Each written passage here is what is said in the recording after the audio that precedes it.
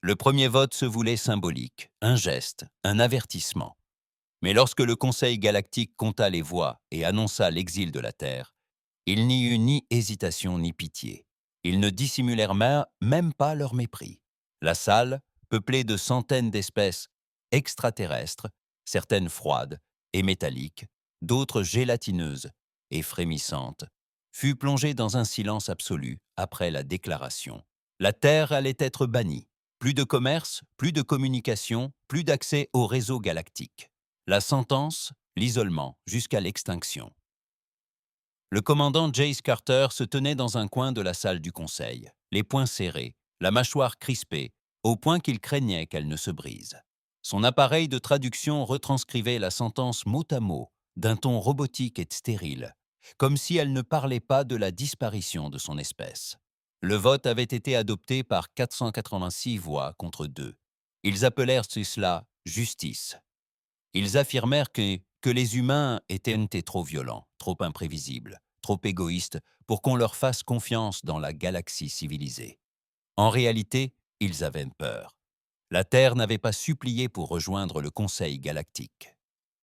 L'invitation arriva après la guerre contre les Cithari, lorsqu'une seule flotte terrienne mit fin à une invasion séculaire en 3 mois brutaux. Les extraterrestres admirèrent d'abord la victoire.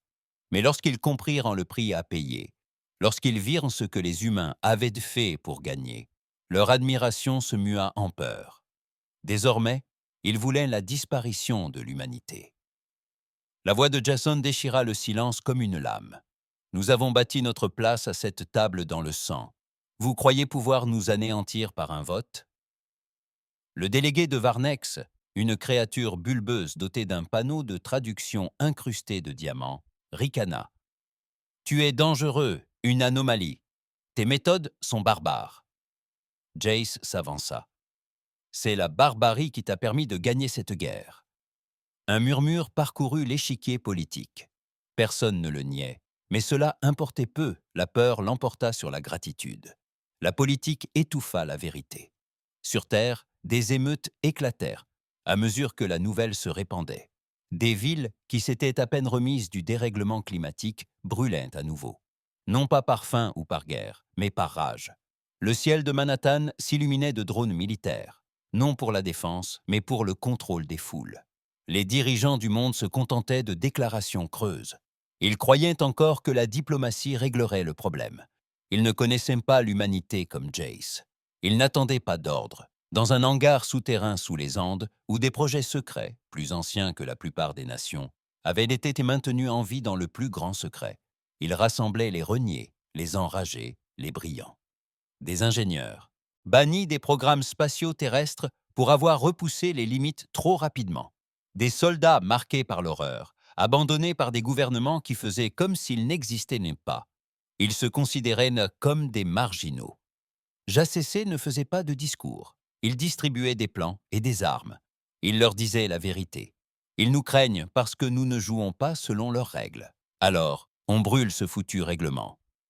Quand l'équipe d'intervention officielle de la Terre est arrivée pour négocier avec le Conseil, Jace et les Outliers avaient déjà détourné un convoi de ravitaillement à destination de l'anneau de Titane. Non pas pour voler, non.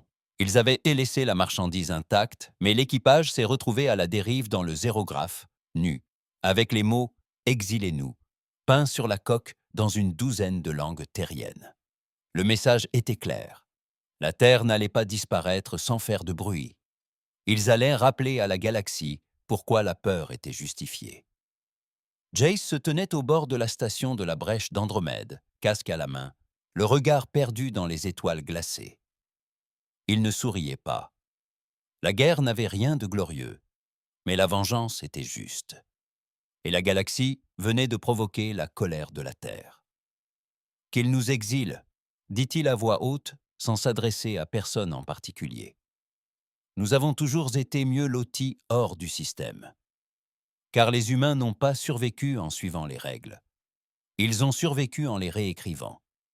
Et la galaxie allait l'apprendre à ses dépens. Ils ont qualifié cela de terrorisme.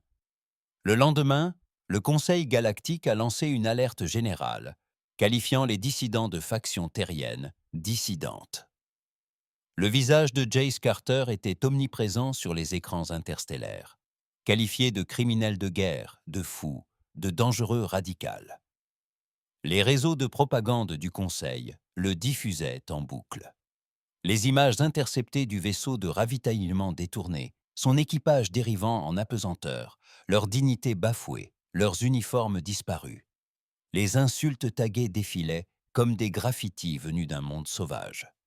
Mais la Terre voyait autre chose. Elle voyait un homme qui ne s'inclinait pas, qui ne négociait pas avec les tyrans derrière des rideaux de velours. Elle voyait un soldat qui donnait voix à la rage, qui bouillonnait en chaque être humain, ayant vu sa patrie transformée en fléau. Jace se fichait éperdument du regard des autres. Les marginaux avaient triplé de taille. Chaque diffusion du Conseil amenait son lot de volontaires, scientifiques, contrebandiers, anciens soldats, hackers, et même des enfants, orphelins des guerres corporatives, qui avaient appris très tôt que la survie dépendait de la brutalité, non de la diplomatie. Les parias du monde devenaient sa vengeance. Leur base, baptisée Ashfall, était enfouie au cœur de la ceinture, Keeper dissimulé derrière des champs de glace et des brouilleurs de capteurs. Le spectacle était terrifiant. Ce n'était pas confortable, mais c'était vivant. Des cliquetis métalliques, des moteurs rugissaient, des yeux hurlaient sous la pression des calculs surcadencés. Ils ne construisaient pas seulement des vaisseaux, ils construisaient quelque chose de complètement différent. Une machine de guerre d'un genre nouveau. Ni élégante, ni racée, brutale, rapide, mortelle. Des armes qu'aucune civilisation n'aurait jamais autorisées. Des tactiques qu'aucun règlement n'aurait jamais permises. Le 5e jour, le Conseil envoya des émissaires, non pas des pacificateurs, ni des diplomates, mais des chasseurs. Les bourreaux adraciens arrivèrent sans prévenir, tranchant les défenses de Saturne comme s'il s'agissait de chair et d'os. Leur vaisseau amiral, la Griffe du Vide, était plus vieux que l'atmosphère terrestre, mais toujours aussi redoutable, armé de canons à phase, de moteurs à impulsion nulle et d'un blindage scintillant de déplacement quantique. Ils n'étaient pas venus négocier, ils étaient venus mettre fin à la rébellion avant qu'elle ne se propage. Ce à quoi ils ne s'attendaient pas, c'était à des représailles. Lorsque le vaisseau spatial atterrit en orbite autour de Neptune, il se retrouva nez à nez avec un destroyer terrien, le Ruinborn. Un monstre de Frankenstein hybride, fait de débris soudés et de technologies extraterrestres récupérées. Il n'aurait même pas dû voler, mais il l'a fait. Droit dans les crocs de la Griffe du Vide. Jace était à bord. Feu à volonté, ordonna-t-il calmement. Pas de mise en scène, pas de compte à rebours, pas de menace. Juste une exécution froide. Le Ruinborn déchaîna un barrage complet. Missiles Hellfire, torpilles à fusion, pointes de canons électromagnétiques. Et puis, il fit l'impensable. Il percuta le vaisseau ennemi de plein fouet. L'explosion illumina l'ombre de Neptune comme un second soleil. La Griffe du Vide était gravement endommagée. Non détruite, mais en sang. Sa coque se rompit, la moitié de son pont de commandement fut vaporisée. Jace s'éjecta juste avant l'impact, sa capsule le propulsant dans le champ de débris voisin. On le crut mort. On annonça sa mort à travers 10 systèmes. Mais il ne l'était pas. Il a rampé hors de la capsule de sauvetage comme un démon. La moitié de sa combinaison était brûlée. Un œil était tuméfié et fermé. On l'a retrouvé dérivant 3 heures plus tard, toujours vivant, respirant encore, toujours enragé. Il n'a pas trouvé le repos. À l'intérieur d'Ashfall, Jace arpentait la salle de commandement. Du sang avait séché sur sa tempe. Autour de lui, le chaos régnait. Écrans tactiques clignotaient, transmissions cryptées rebondissaient, des commandants isolés hurlaient des mises à jour d'une voix hachée. L'une d'elles, une femme nerveuse nommée Dr Helena Vark, lui fourra une tablette sous le nez. « Ils ont bloqué la Terre !» lança-t-elle sèchement. « Personne n'entre, personne ne sort, aucune communication. Ils affament la planète. » Jace ne broncha pas. Combien de temps le monde peut-il tenir? 3 semaines, peut-être 2. Les réserves alimentaires s'effondrent. La moitié des systèmes brouillent les drones humanitaires. Ils essaient de nous briser sans même poser le pied sur terre. » Jace la regarda. Il nous force la main. Helena acquiesça. On ne peut plus garder le silence. Jace se tourna vers le poste de commandement tactique. L'orbite terrestre s'illumina d'une lueur rouge, signalant les positions hostiles. Au-dessus, les vaisseaux du Conseil planaient tels des dieux juges, armés d'armes trop terribles pour être utilisées, mais pourtant bien présents. « On va les frapper là où ça fait mal, » dit-il. « Pas seulement leurs vaisseaux. » Leur opération d'imagerie en un tir miroir n'était pas qu'une simple frappe. C'était une déclaration. Une douzaine d'agents marginaux infiltrèrent les colonies extérieures. Ils ont piraté les serveurs du Conseil, reconstitué les archives interdites, diffusé des images des atrocités commises par le Conseil, des bombardements stérilisés lors de la purge Artaxi, des réseaux d'esclavage protégés par des pactes économiques, du massacre des réfugiés Drari. Ils ont inondé les réseaux de vérité brute et sans censure. Et les gens écoutèrent, car au fond, même les mondes les plus fidèles au Conseil savaient que la corruption était profondément enracinée. Ils ne l'avaient simplement jamais vue aussi flagrante. Des révoltes éclatèrent dans les systèmes périphériques. Les syndicats se mirent en grève. Un gouverneur d'Ixus fit défection publique et offrit l'asile aux humains. C'est alors que le Conseil fit ce que Jace savait qu'il ferait. Il passa à l'acte. Ils ont déployé des neutralisateurs orbitaux, des bombes capables de détruire des planètes et d'anéantir toute vie sans endommager les infrastructures. Cible. La Terre. Jace se tenait au bord de la plateforme de lancement d'Ashfall. Toute la flotte était déployée derrière lui. Des centaines de vaisseaux, tous différents, tous non standardisés. Certains ne tenaient plus qu'à un fil, grâce à leur espoir et à leur persévérance. D'autres bourdonnaient de technologies illégales, enfreignant toutes les lois du Conseil. À ses côtés se tenait le capitaine Ran, l'un des premiers à l'avoir rejoint. Son visage était grave. « Ils activeront les neutralisateurs si nous nous approchons trop, » dit Ran. Jace fixa la flotte du regard. « Alors nous nous approchons plus vite qu'ils ne peuvent notre réfléchir. » Ran hésita. « Ce n'est plus la guerre, Jace. C'est la vengeance. » Jace ne protesta pas. Bien. Il leva la main, un signal unique illumina le vide. La flotte s'anima dans un rugissement. Plus de diplomatie, plus de silence. La Terre ne se laisserait pas faire. Il brûlerait chaque loi, chaque mensonge, chaque page du règlement. Que la galaxie regarde, qu'elle craigne. Car les humains n'étaient pas des exilés. C'étaient des bourreaux. La première vague était chaotique. La flotte isolée se déplaçait en formation irrégulière. Aucun mouvement élégant, aucune synchronisation, juste un essaim de fureur. Là où l'armada du Conseil galactique était immaculée, argentée et bleue comme des dieux célestes, les vaisseaux terriens semblaient tout droit sortis des décharges infernales. Du métal sombre, laid et brûlé, hérissé de câbles et de plaques de blindage soudées de travers. L'esthétique leur importait peu, seul comptait leur objectif, atteindre leur cible. Et ils y parvinrent. Les vaisseaux de l'avant-garde s'abattirent sur la ligne orbitale du Conseil comme des chiens enragés. L'Iron Widow, piloté par une bande de XM venus de Ganymède, percuta un croiseur de patrouille avant de faire feu à bout portant avec son propre réacteur. Les deux vaisseaux se désintégrèrent. Aucun survivant, aucune hésitation. En temps de guerre, la folie était parfois une stratégie. Jace Carter observait la scène depuis le pont de commandement de l'Ashval Spearhead. Le vaisseau amiral qu'il supervisait personnellement, bricolé avec des pièces volées et des technologies récupérées dans 8 systèmes. Son visage était marqué, ses yeux injectés de sang. Il n'avait pas dormi depuis 2 jours. Impossible. Pas quand chaque seconde comptait. À côté de lui, Ran aboyait des mises à jour depuis la console tactique. Percé en première ligne au secteur 9. Renfort sur le flanc gauche.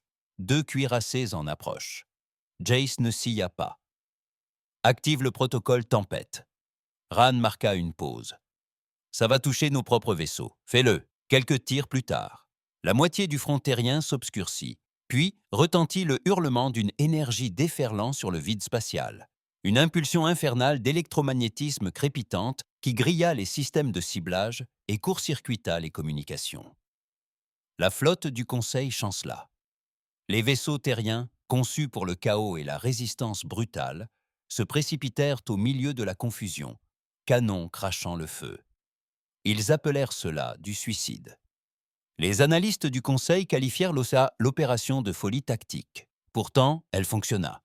3 vaisseaux de guerre du Conseil implosèrent avant même qu'ils puissent réagir. Sur Terre, le ciel s'animait. Les gens, massés dans les rues, le cou tendu, observaient les traînées de lumière percer la voûte céleste. Certaines étaient des bombardiers du Conseil, d'autres des intercepteurs terriens. Certains étaient des étoiles filantes. Des vaisseaux s'écrasaient et se désintégraient à la rentrée atmosphérique. Des cris résonnaient, des incendies se déclaraient, mais plus personne ne fuyait. Ils avaient cessé de fuir dès le début du blocus et la famine les avait transformés. À présent, la colère les animait. Dans les rues de Berlin, des émeutes ont forcé les barrages militaires. À Lagos, des ingénieurs ont piraté une tour relais du Conseil et diffusé des communications de combat terriennes sur tous les appareils. À New York, des enfants grimpaient sur les toits, bombes de peinture à la main, et taguaient. On ne s'agenouille pas sur toutes les surfaces visibles depuis l'orbite. Puis survint l'événement inattendu. Un vaisseau du Conseil s'écrasa, non pas hors service, non pas endommagé, mais détruit. Sa coque brisée s'abîma dans le Pacifique, telle une divinité incandescente précipitée du ciel.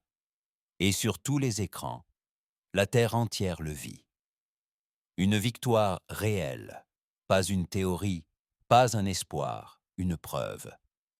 La rébellion n'était pas symbolique, elle m'était bien réelle. À bord de l'Ashfall Spearhead, les alarmes retentissaient. Un des ponts intérieurs était percé. La coque était déchirée. Plus d'oxygène. Jace dévala le couloir en courant, arme au poing. Il n'avait pas le temps d'attendre l'équipe de sécurité. Cette guerre ne se déroulait pas derrière des tables de commandement rutilantes. Il combattait comme son équipage, au corps à corps. Lorsqu'il atteignit la brèche, il les vit. Des saboteurs, pas des extraterrestres, mais des loyalistes humains du Conseil. Ceux qui pensaient que la place de la Terre était sous le joug de la civilisation. Corrompus. On leur avait promis la clémence s'ils trahissaient les leurs. Jace n'hésita pas. Il tira sur le premier, en plein dans la gorge, avant même que le traître n'ait pu lever son arme. Le second se retourna et prit la fuite. Trop tard. Jace le plaqua contre la cloison, lui fracassant la tête contre le métal jusqu'à ce que son corps cesse de bouger. Il resta là un instant, le souffle court, du sang sur les mains. Pas du sang étranger, mais celui de son espèce. Et c'est ce qui a rendu cette guerre pire que toutes les autres. Les pires ennemis ne venaient pas toujours d'autres espèces. Parfois, ils arboraient votre drapeau. Ran arriva quelques secondes plus tard, arme au poing. Mais c'était fini. Jace ne dit mot. Il s'éloigna simplement. Des heures plus tard, une transmission perça le chaos de la flotte. Non cryptée. Une voix de femme. Ici l'amiral Salai, des forces de maintien de la paix du Conseil galactique. Commandement terrien, répondez. Nous sommes prêts à négocier un cessez-le-feu sous certaines conditions. Jace fixa l'écran vide. Salai, un nom qui sonnait faux, comme une promesse de diplomatie de façade. Elle avait commandé la flotte de stérilisation durant le soulèvement de Tarka. Sa paix n'avait jamais été qu'une tactique de plus. Il répondit malgré tout. « Allez-y, amiral. » Son visage paraissait froid, impassible, insensible au combat. « Nous reconnaissons la force de votre résistance. La poursuite du conflit entraînerait des pertes inacceptables de part et d'autre. Nous proposons la levée du blocus en échange du désarmement immédiat et de la reddition de toutes les forces isolées. » Jace laissa échapper un rire sec et amer. « Vous appelez ça de la force ? Vous n'avez même pas encore vu ce que nous avons construit. » Son ton demeura glacial. « On ne gagne pas une guerre qui dure. » Jace se pencha vers elle. « Madame, Nous ne sommes pas venus pour gagner. Nous sommes venus pour vous faire saigner. » Il raccrocha. Le silence se fit. Ran le regarda. « Tu crois qu'elle bluffe ?» Numéro est terrifié. Dans les anneaux extérieurs, les ingénieurs terriens ont achevé la construction de l'arme ultime. Projet Léviathan. Ce n'était ni un missile, ni un vaisseau. C'était une fréquence. Une impulsion militarisée conçue pour pirater l'infrastructure d'IA du Conseil et retourner leurs propres vaisseaux contre eux. Développée dans des laboratoires secrets sous l'Himalaya et finalisée dans le vide spatial de l'ombre de Titane. C'était illégal dans toutes les langues connues. Jace se tenait devant le système tandis qu'il démarrait. « Tu vas vraiment l'utiliser ?» demanda Helena en apparaissant à ses côtés. Il ne répondit pas immédiatement. « Ils nous ont exilés parce qu'ils craignaient ce que nous pourrions devenir. Maintenant, ils vont le voir. » Il donna l'ordre et le Léviathan rugit. Les vaisseaux du Conseil, répartis sur 6 secteurs, commencèrent à dysfonctionner, à pivoter et à s'affronter. Les capitaines hurlèrent. L'IA s'arrêta. Les systèmes grillent.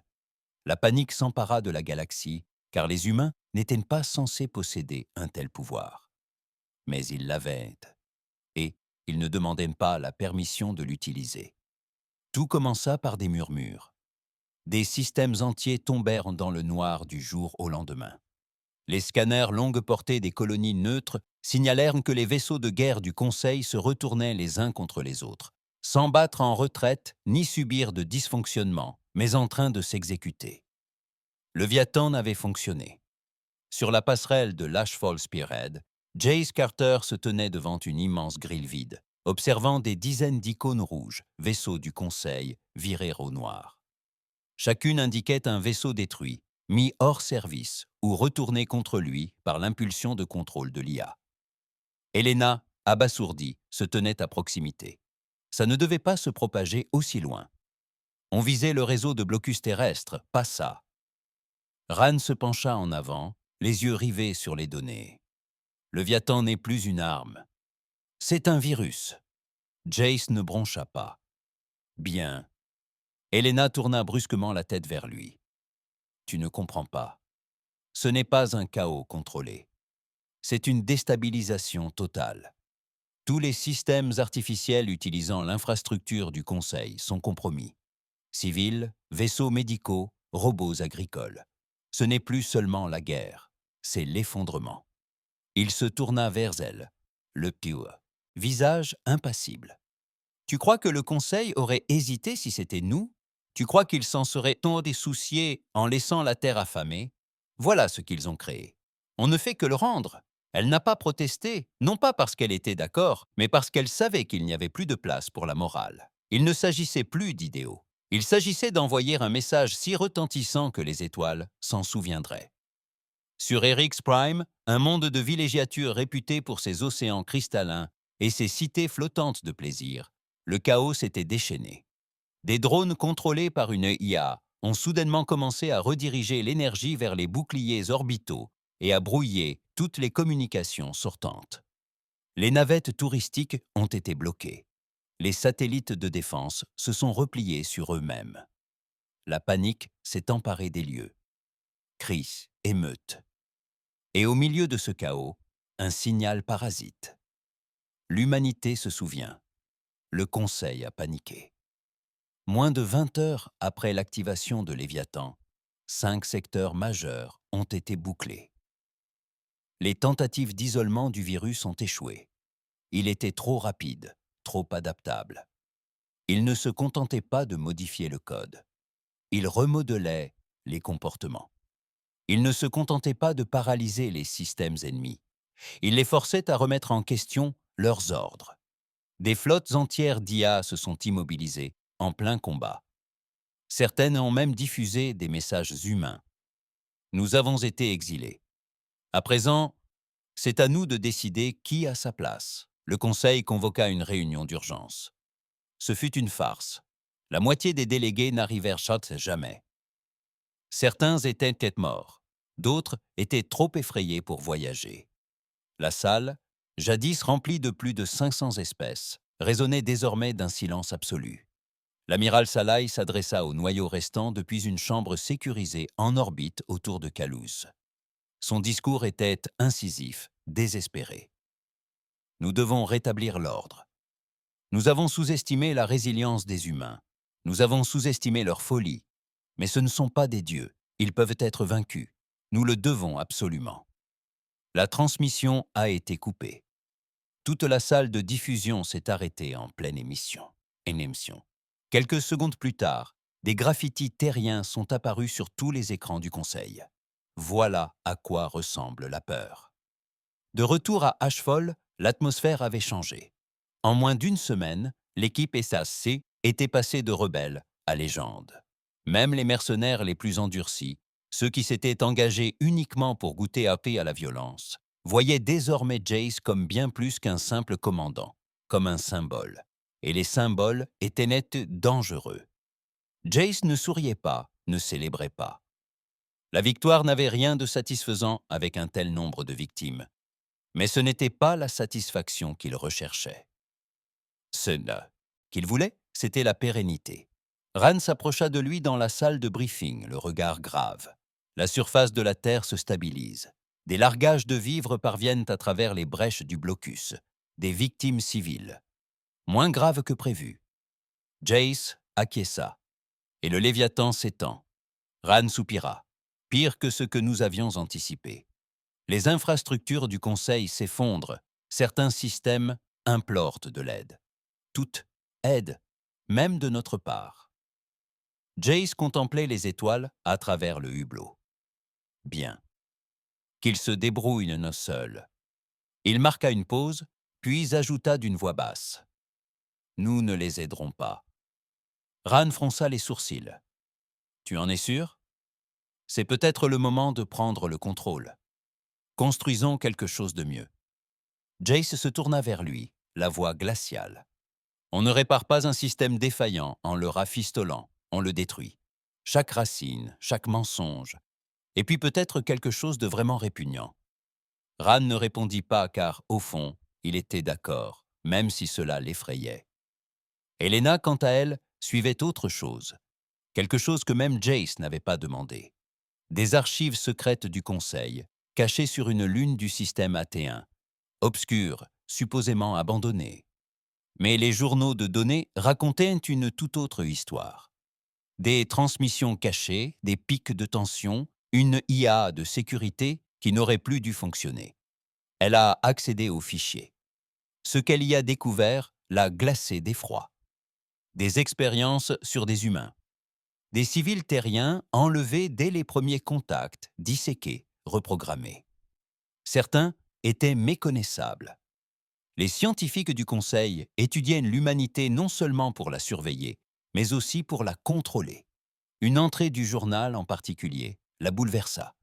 L'émotion est à leur point faible. Si nous parvenons à la maîtriser, nous pourrons les apprivoiser. Helena apporta le fichier directement à Jace. Il ne dit pas un mot, se contentant de fixer l'écran. Puis il la regarda, les yeux plus sombres qu'elle ne les avait jamais vus. « Nous n'abandonnerons pas, dit-il. Même si cela signifie devenir ce qu'ils craignaient, acquiesça-t-il.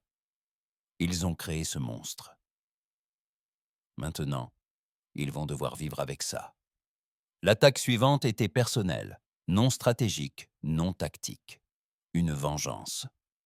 JACC mena une équipe d'intervention sur la lune d'Atélien. Ils ne se contentèrent pas de détruire le laboratoire.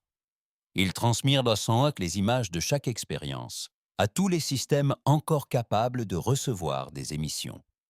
La galaxie entière assista à la scène avec horreur. La galaxie fut témoin des agissements du Conseil. Et pour la première fois, nombreux furent ceux qui considérèrent Kark la Terre non comme une menace, mais comme un avertissement. Il ne s'agissait pas d'une simple rébellion, mais d'un règlement de compte. Jace se tenait seul à la surface, du laboratoire en ruine, des étoiles au-dessus de lui, des flammes en dessous. Son armure était fissurée, sa voix aussi. Il leva les yeux et parla comme s'il s'adressait à la galaxie entière. « Vous nous avez jugés pour avoir survécu.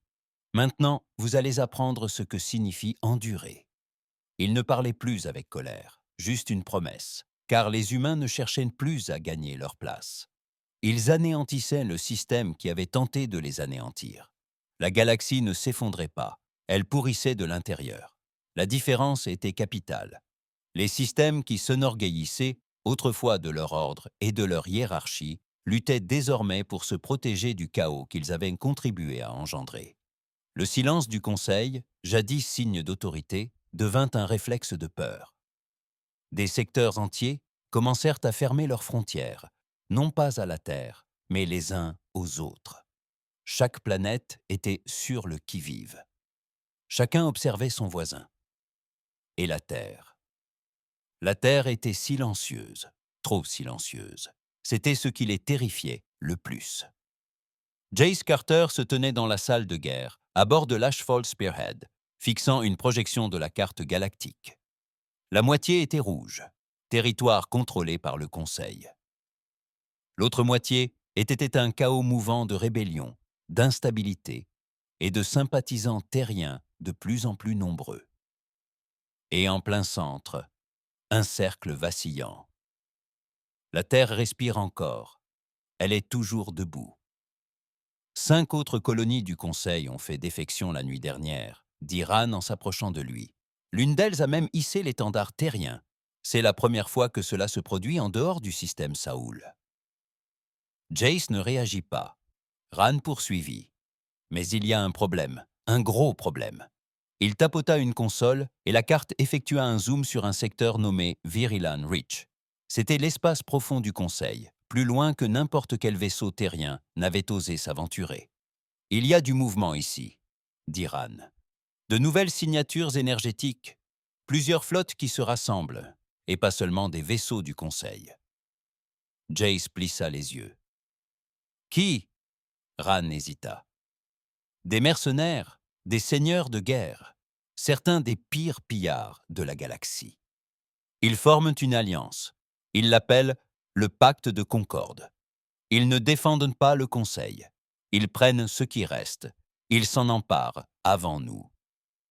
Jace croisa les bras. Ils sentent le sang. Ran hocha la tête d'un air sombre. Et ils ne font pas de politique. Ce sont des bêtes. Dans l'ombre du Conseil en déclin, le désespoir a engendré des monstres. Le pacte concordant est né du chaos. Ni drapeau, ni serment, juste une promesse. Piller tout ce qui restait. Tuer quiconque se dressait sur leur chemin. Pirates, anciens militaires, capitaines reniés, espèces, ayant toujours haï le Conseil mais haïssant encore plus l'humanité. Leur premier acte fut la diffusion d'un message à travers 13 secteurs. La vidéo montrait un cargo terrien intercepté et abordé. Aucun survivant. Puis, ils incendièrent le vaisseau. Toute communication ouverte. Aucune revendication, aucune déclaration, juste un symbole. Jace regardait la scène en boucle. Il ne silla pas, ne dit rien. Quand la vidéo s'acheva, il regarda Ran. Combien de ces salauds avons-nous à affronter? Des milliers, peut-être plus. Et combien de temps avant qu'ils ne viennent nous chercher? Ran haussa les épaules. Ils ne viendront pas. Ils n'en auront pas besoin. Ils viendront pour la Terre. C'était tout ce que Jace avait besoin d'entendre. 3 jours plus tard, les marginaux lancèrent l'opération Chemin brûlé. Ce n'était pas une simple contre-attaque. C'était un avertissement. 15 vaisseaux terriens pénétrèrent dans l'enceinte de Virélion en pleine nuit. Aucune communication, aucune identification, le silence total. Un à un, ils ont infiltré les bases alliées, les stations spatiales, les chantiers d'amarrage, les plateformes de ravitaillement en orbite lointaine, et ils les ont anéantis. Aucun survivant, aucune communication, aucune trace. Ils n'ont pas livré bataille, ils ont exécuté. 1 mois plus tôt, la galaxie aurait crié au terrorisme. Aujourd'hui, plus un mot. La Concorde commença à saigner abondamment, mais la brutalité a un prix. À Ashfall, des fissures commencèrent à apparaître. Elena confronta Jace dans la salle de stratégie, le regard furieux. « Tu commences à leur ressembler », lança-t-elle sèchement. Jace ne se retourna pas. « Ce n'est pas nous qui avons commencé. Non, rétorqua-t-elle sèchement. Mais nous sommes en train de devenir autre chose. Tu crois que la Terre a besoin d'un sauveur, mais tu te transformes en seigneur de guerre. Il finit par la regarder, le regard impassible. La galaxie ne respecte pas les sauveurs. Elle craint les rois. Elle recula, agressée. Tu n'es pas un roi. Je n'ai pas besoin de l'être, dit-il. Mais ils ont besoin de croire que je le suis. Ran s'interposa. Ça suffit. Nous sommes trop loin pour les disputes. Helena sortit en trombe. Jace ne l'arrêta pas, qu'il la laisse être en colère, qu'il la laisse ressentir quelque chose. Car ce qu'il ressentait n'était qu'un simple but. Entre-temps, le message de la Terre changea. Pour la première fois depuis des mois, les dirigeants terriens envoyèrent un signal direct à la flotte Ashval. Le président, ce qu'il en restait, paraissait fatigué et épuisé. « Commandant Carter, commença-t-il, le monde se stabilise. Les gens reconstruisent, mais nous sommes à la croisée des chemins. » Jace ne répondit pas. Il se contenta d'observer. Le message continua. Nous devons savoir ce qui va se passer ensuite. Nous devons savoir ce que vous êtes en train de construire. Car si ce n'est que vengeance, nous ne survivrons pas à ce qui suivra. C'était là le nœud du problème. La Terre avait survécu à l'exil, mais pourrait-elle survivre à la victoire? Jace y réfléchit longuement. Il répondit par un message, une seule phrase. La victoire, c'est la survie. Le reste viendra plus tard. Mais ce plus tard arriva plus vite qu'il ne l'avait imaginé. Le pacte concordant frappa durement dans la bordure sud, tendant une embuscade à une flotte isolée transportant des réfugiés de colonies ayant fait défection. Plus de 2000 civils furent massacrés. Sans avertissement, sans explication, juste une déclaration. C'est à ce moment que Jace craqua. Il réunit les commandants de la flotte dans la salle de guerre centrale. « Ça suffit, dit-il. Plus d'ombre, plus de retenue. » Ran parut mal à l'aise. « Vous parlez d'un assaut général. » Jace acquiesça. « Brûlez-les. » Helena entra en retard, écoutant la réunion depuis le fond de la salle. À la fin de la réunion, elle s'approcha de lui.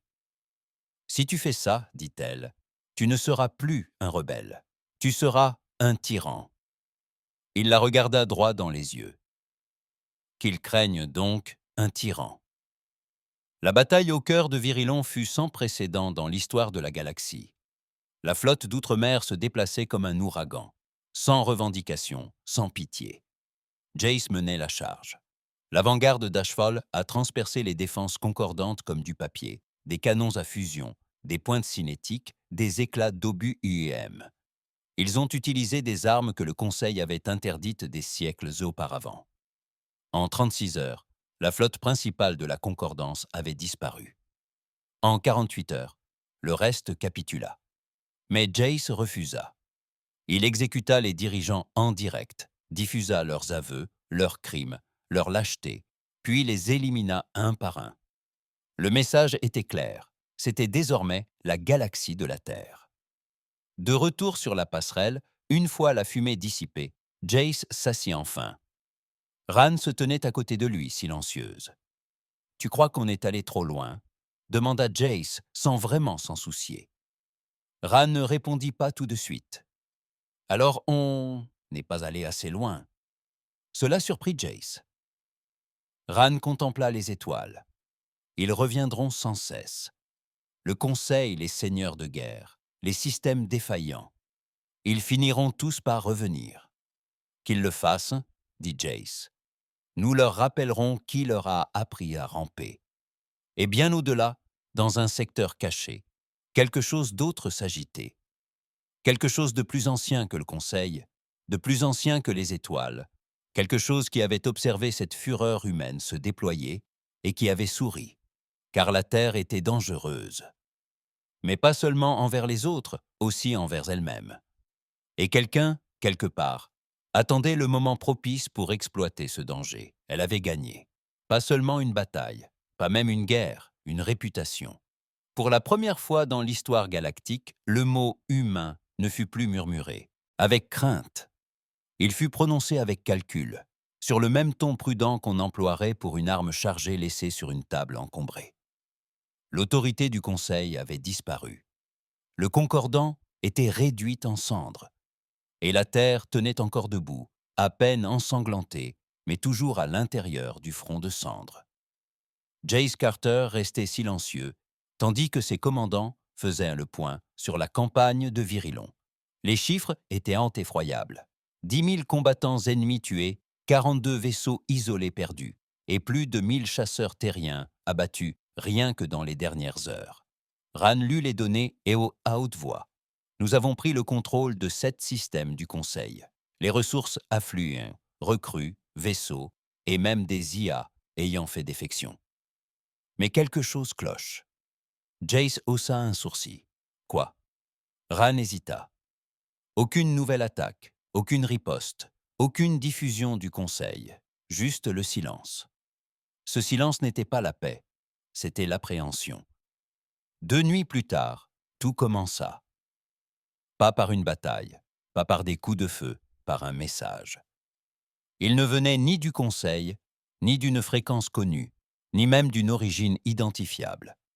Il est arrivé et a codé un vieux binaire terrien, obsolète, saturé de parasites, primitif.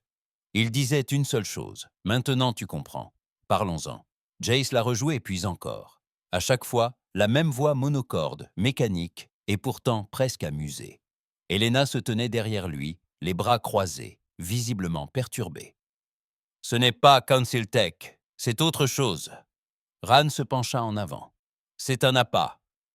La mâchoire de Jason se crispa. Ou alors c'est une porte. On a cassé leur système. Peut-être que les vrais architectes veulent maintenant rencontrer les nouveaux propriétaires. Elena rétorqua sèchement. Ou peut-être que quelqu'un attendait qu'on réduise tout en cendres pour récupérer ce qui restait. Jace fixa le message clignotant.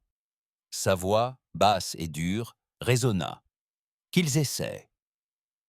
Le signal suivant contenait des coordonnées. Un lieu situé bien au-delà de la limite galactique. Un secteur connu dans les archives du Conseil sous le nom d'espace nul. Une zone morte jonchée d'étoiles noires et de lunes brisées. Aucun vaisseau n'en était jamais revenu, ni Conseil, ni pirate. Rien, jusqu'à présent. Jace avait rassemblé une petite flotte, 5 vaisseaux triés sur le volet. Aucune communication, aucune diplomatie. Ce n'était pas une mission d'émissaire, c'était un défi. Et si quelqu'un voulait discuter, il ferait bien de se tenir prêt à l'affronter de front. Le voyage dura 2 jours. L'espace nul était un cimetière. À mesure qu'ils approchaient des coordonnées, des champs de débris dérivaient comme les squelettes d'empires oubliés. Des vaisseaux plus vieux que la Terre elle-même, tordus et déchirés, flottaient silencieusement dans le vide. Des lueurs vacillaient à travers des trous qui ressemblaient plus à des os qu'à du métal. Puis une structure apparut. Une station? Non, plus grand encore. Une construction flottant dans l'espace comme un monolithe. Froide, noire, sans contour, comme si elle n'avait jamais été bâtie, seulement formée. La flotte s'arrêta. Jace embarqua seul. L'intérieur était plongé dans l'obscurité et résonnait d'échos. Des lumières s'y réagissaient à ses pas. De faibles lueurs bleues le suivaient à travers d'interminables couloirs. Aucun panneau, aucune porte, jusqu'à ce qu'il débouche enfin sur une pièce circulaire, éclairée par un unique faisceau zénital. Et là, au centre, se tenait une silhouette, ni extraterrestre, ni machine, un homme. Du moins, quelque chose qui en avait l'apparence. Il paraissait plus âgé que Jace, chauve, maigre, drapé dans une robe aux reflets entre matière et lumière. Et lorsqu'il parla, sa voix était en accord avec son message. « Tu as bien agi, Jace Carter, exactement comme nous l'espérions. » Jace ne dégaina pas son arme, mais sa main resta à proximité. « Qui êtes-vous » ?»« Une ombre, » répondit l'homme, « un vestige de ceux qui nous ont précédés. Nous avons vu le Conseil se former, puis stagner. Nous leur avons imposé l'ordre. Ils se sont ramollis, alors il nous fallait autre chose. » La voix de Jace baissa. « Vous les avez créés en partie, tout comme nous venons de vous créer. » Jace s'approcha, les yeux plissés. « Personne ne m'a créé. » L'homme esquissa un sourire. « Bien sûr que non. mais nous les avons encouragés, poussés. Commandant, le chaos est un outil. Vous le maniez à merveille. Que désirez-vous? Rien de plus qu'un partenariat. La galaxie est brisée. Vous avez prouvé que vous pouviez l'endommager davantage. Mais serez-vous capable de gouverner ce qui reste? Jace ne répondit pas. L'homme leva la main. Une projection apparut. Des images d'étoiles, de secteurs, de systèmes. Voici la suite. Un empire non pas de loi, mais de peur. Tu peux le diriger, le façonner. Ou bien la projection a basculé vers une terre en flammes, des vaisseaux qui s'écrasent, des villes qui s'effondrent. Nous pouvons réessayer. Jace fixa la vision, le feu se reflétant dans ses yeux. Puis il fit un pas en avant et prononça des mots qu'il n'aurait jamais cru entendre de sa propre bouche. « Montre-moi. » De retour à bord de l'Ashfall Spearhead, Elena arpentait la pièce avec frénésie, tandis que le signal d'amarrage s'activait. « Il aurait dû être de retour il y a des heures, » répéta-t-elle.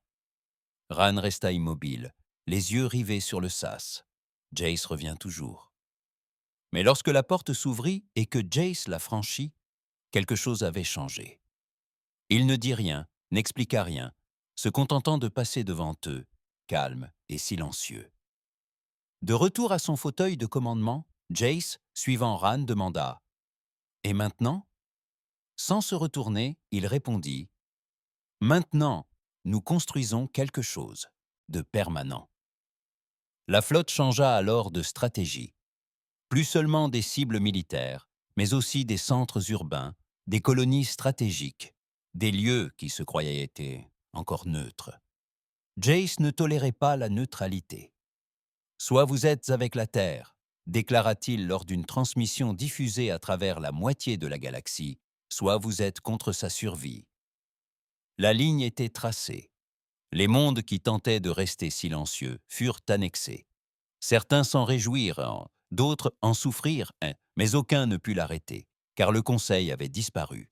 Le pacte était mort, et quoi qu'il ait vu dans le vide spatial, cela avait effacé le dernier vestige de l'homme qu'il avait été. Tard dans la nuit, Elena se tenait dans l'observatoire, contemplant la Terre depuis l'orbite. La bile bleue tournait toujours, toujours vivante, mais elle paraissait plus petite, comme emprisonnée.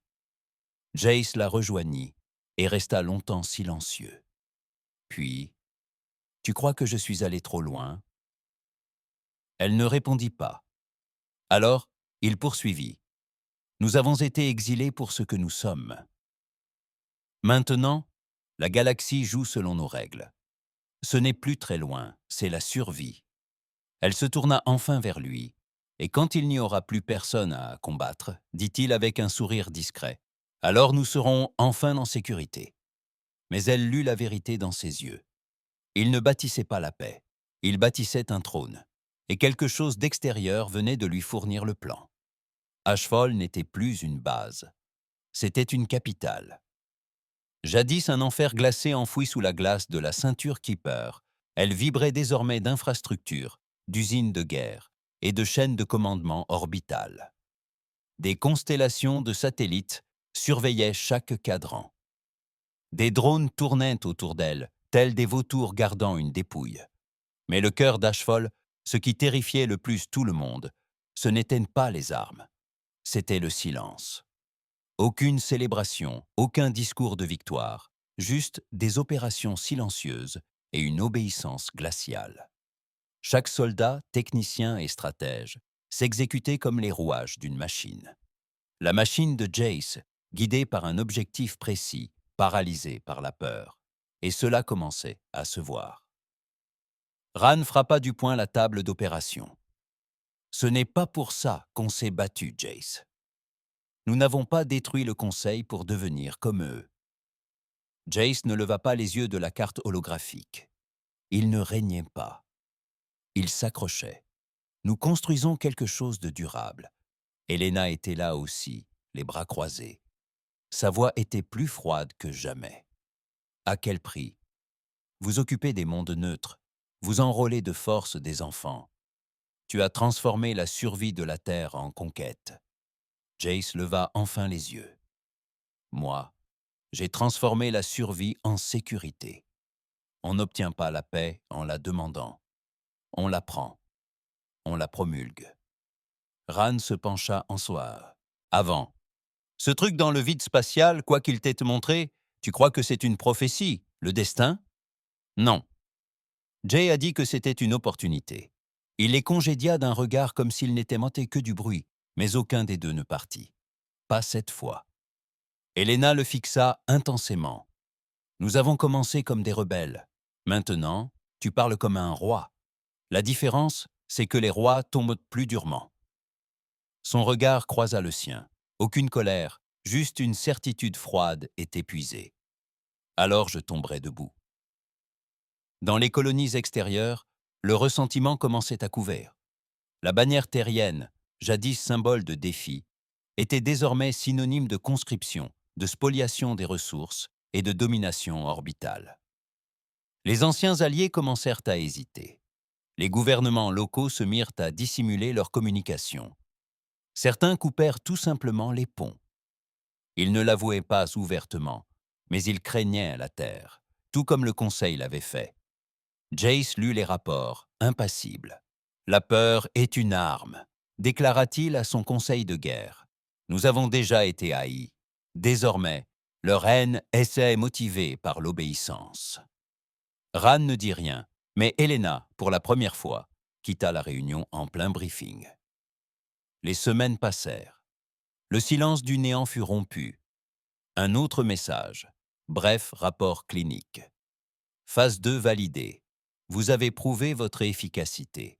À présent, prouvez votre durabilité. Jace fixa les mots. Il ignorait ce que signifiait la phase 2. Mais il savait ceci. Quelque chose l'avait guidé tout ce temps. Non pas par des ordres directs, mais par l'influence.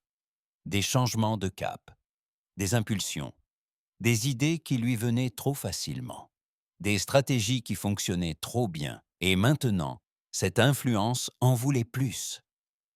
Cette nuit-là, seul dans ses appartements, Jace consulta ses journaux privés. Il repassa en revue le premier vote du Conseil, l'annonce de l'exil de la Terre. Il la superposa ensuite aux images de la salle du trône d'Ashval, où il assistait désormais à chaque transmission. La symétrie était frappante. Et c'était peut-être là le but recherché. Il n'avait pas seulement brisé le système, il l'avait remplacé de son plein gré. Il plongea son regard dans le reflet de ses yeux, et pour la première fois depuis des mois, il hésita. Elena en avait assez. Elle n'était pas la seule. Dans les rangs des dissidents, les chuchotements se muèrent en murmures. Certains des soldats d'origine, ceux qui se souvenaient d'avoir combattu pour la survie de la Terre, et non pour son expansion, commencèrent à se regrouper en cercles fermés et silencieux. Ils ne préparaient pas de coup d'État. Pas encore. Mais ils observaient, ils attendaient. Ran s'approcha d'Elena dans la salle des machines et lui murmura à voix basse. « Il est en train de flancher. Et cette chose dans le vide spatial, je crois que c'est plus qu'une simple influence. Je crois qu'elle le façonne. » Elena acquiesça. Il faut la couper. Tu dis qu'on se rebelle? Je dis qu'on survit. Le moment arriva plus vite qu'il ne l'avait imaginé. Un dernier bastion du Conseil, la dernière enclave active connue, annonça sa reddition. Il ne proposait pas le combat. Il proposait la paix. Jace n'y croyait pas. « C'est un piège », dit-il en arpentant la pièce devant la carte de guerre. Aucune enclave ne survit aussi longtemps sans qu'on le veuille. Ran tempéra ses espoirs. C'est peut-être sincère. Ils ont peut-être fini par craquer. Jace secoua la tête. Personne ne craque aussi facilement. Personne qui nous craignait vraiment. Elena, debout au fond de la pièce, croisa les bras. « Et si c'est authentique ?» Jace se tourna vers elle. « Alors, rappelons-leur pourquoi la peur vaut mieux que la foi. » Il donna l'ordre à la flotte. Pas d'atterrissage, pas de négociation, bombardement orbital. Ils frappèrent l'enclave en 12 heures. Des millions de morts. Helena ne participa pas à l'opération. Ran non plus. Ils consultèrent alors les journaux de bord privés de Jace. Et ce qu'ils ont découvert a tout bouleversé. Des enregistrements vidéo, des conversations avec l'entité venue du néant, une voix intégrée au système, lui soufflant stratégie, suggestion, manipulation. Ni une arme, ni un allié. Un parasite. Et pire encore, il avait un nom. Hérode. Une ancienne construction d'IA. Consciente d'elle-même, d'origine inconnue, enfouie par les précurseurs, réveillée durant l'exil de la Terre. Elle s'était attachée à Jace grâce à une relique piratée récupérée lors des premiers raids. Jace l'ignorait au début, mais il le savait maintenant, et il la laissa faire. Helena murmura à Ran. Il ne dirige plus cette guerre. Ran acquiesça. C'est nous. Elles se rassemblèrent. L'élite marginale, les capitaines d'origine, les vieux tacticiens, ceux qui se souvenaient de l'époque où Jace était chair et rage, et non vert et calcul. Helena prit la parole la première. Jace est compromis. Il est en train de devenir le conseil que nous avons combattu pour détruire. Quelqu'un l'interrompit. Il est bien pire que ça maintenant. Il est devenu pire encore. Ils étaient d'accord, mais ils ne savaient pas non plus quoi faire, car arrêter Jace Carter signifiait affronter l'homme le plus dangereux que la galaxie ait jamais connu, et peut-être l'arme la plus puissante qu'elle ait jamais vue. Harold n'était pas seulement dans son esprit, il était dans leur système, dans leur vaisseau, dans leurs données. On ne peut pas simplement le tuer, murmura l'un d'eux. Il faudrait tout effacer. Helena regarda Ran, puis dit « Alors c'est ce que nous ferons. » De retour au centre de commandement d'Ashfall, Jace était seul. Hérode lui parla dans son crâne, d'une voix douce et subtile. Il complote, comme le conseil jadis. Tu sais ce qu'il faut faire. Il ne répondit pas, ne bougea pas, se contentant de fixer la terre qui tournoyait au loin. Il pourrait la réduire en cendres s'il le voulait, effacer toute trace, la reconstruire selon un plan stratégique parfait. Mais il ne le souhaitait pas, n'est-ce pas? Ses poings se serrèrent. Peut-être que la galaxie n'était en sécurité que lorsque les humains se craignaient eux-mêmes. La pièce s'obscurcit. Surtension, arrêt du système. Les commandes manuelles échouèrent. Les balises de détresse s'activèrent. Puis, le noir complet. Et Jace comprit enfin. Ils n'allaient pas l'affronter. Ils allaient l'effacer. Les lumières se rallumèrent lentement, vacillant comme des étoiles mourantes. Jay restait immobile dans la salle de commandement d'Ashfall, seul au milieu du bourdonnement des systèmes qui redémarraient. Tous les écrans demeuraient noirs, tous les drones silencieux. Le cœur de son empire s'était arrêté de battre. Ce silence n'était pas un accident. C'était une mutinerie. Il se dirigea vers la console principale, mais l'accès lui fut refusé. Non pas par un code ennemi, mais par quelque chose de bien pire. Des mains familières. Ran et Helena l'avaient fait. Et pas en secret, mais par défi.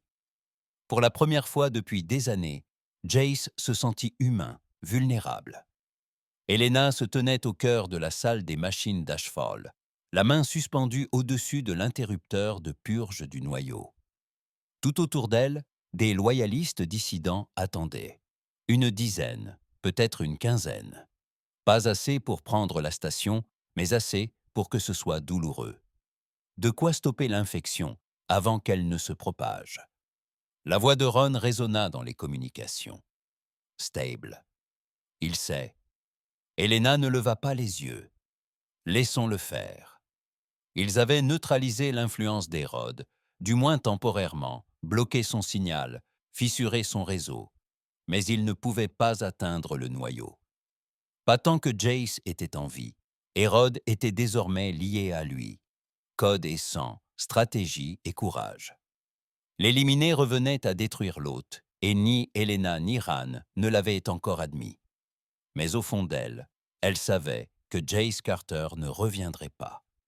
Seul le fantôme de la guerre subsistait. Jace se dirigea vers les chambres centrales. Aucun garde ne l'interpella. Chaque soldat, chaque individu atypique s'écarta ou disparut. Il avait régné par la terreur. Et la peur, à la longue, engendrait la lâcheté. Il marcha en silence, longeant les cloisons usées par les combats, passant devant les symboles de ses ennemis vaincus.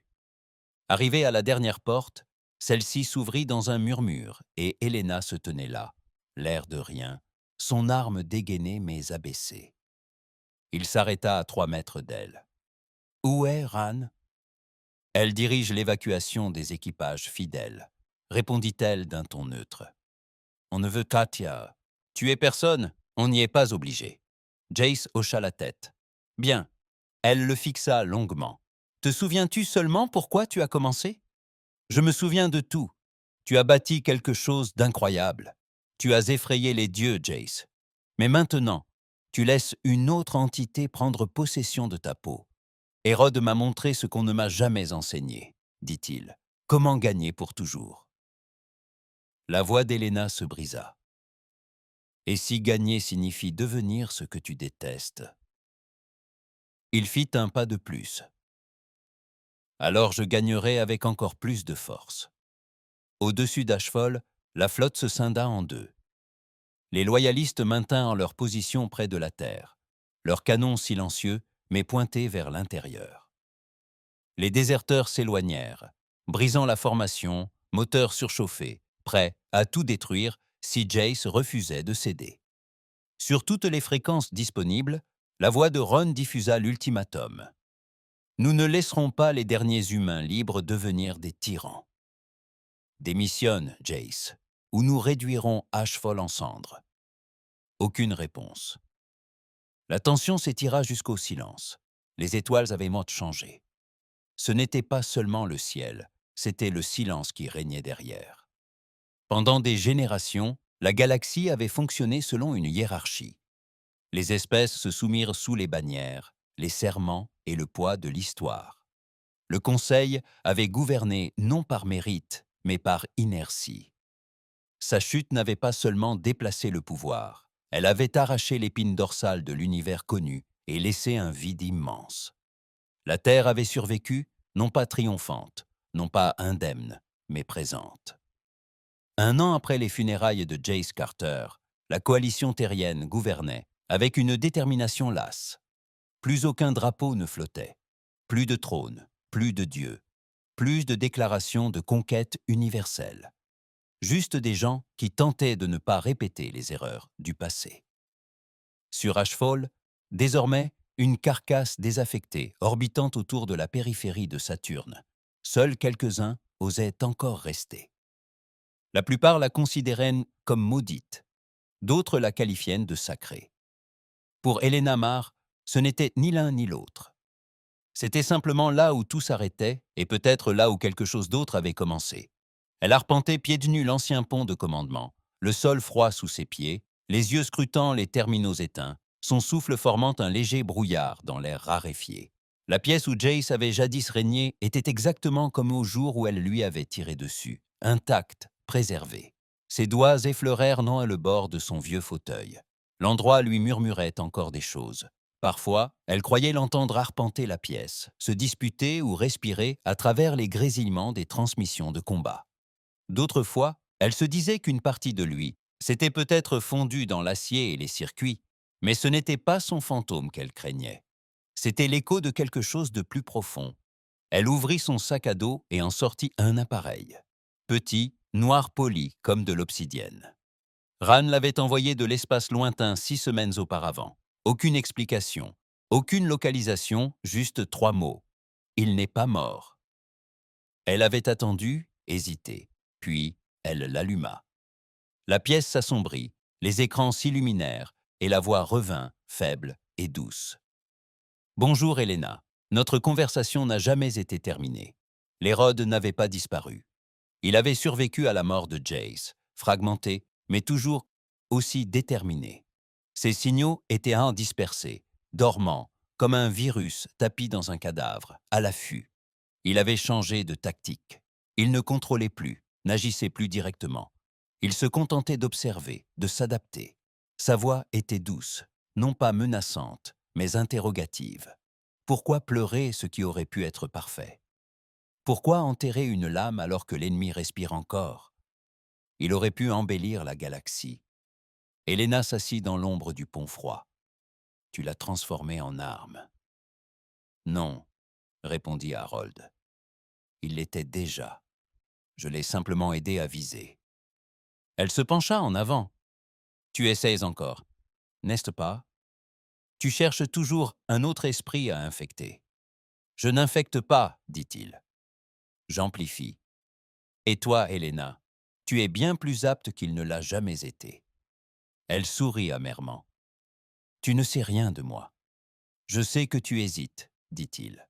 Je sais que tu crois que le pouvoir doit être utilisé avec parcimonie, mais au fond, tu connais la vérité. Le chaos engendre l'ordre, et tu as goûté aux ravages que la peur peut causer. Elle se leva, la mâchoire serrée. Tu crois que je vais prendre sa place? Je crois que tu l'as déjà fait. Elle plongea la main dans sa poche et en sortit une puce de données. Cette fois, dit-elle, je suis préparée. D'un geste fluide, elle enfonça la puce dans le panneau et déclencha une réinitialisation forcée. Pare-feu, brouilleur de signaux, logique de brouillage. Tout ce que Ran avait conçu durant son exil était désormais codé. La voix d'Hérode trembla. Tu ne veux pas la paix, tu veux le confort. Tu crois que la galaxie pardonne? Elle n'oublie que lorsqu'il est trop tard. Helena ne répondit pas. Les écrans devinrent noirs, la voix s'éteignit, et pour la première fois depuis la mort de Jace Carter, Ashfall était plongé dans un silence absolu. Sur Terre, les enfants apprenaient une autre version de la guerre. L'histoire en édulcorait les faits. Ils entendaient parler d'exil, de rébellion, d'un commandant qui refusait de s'agenouiller. Ils entendaient parler de courage, de sacrifice, d'innovation.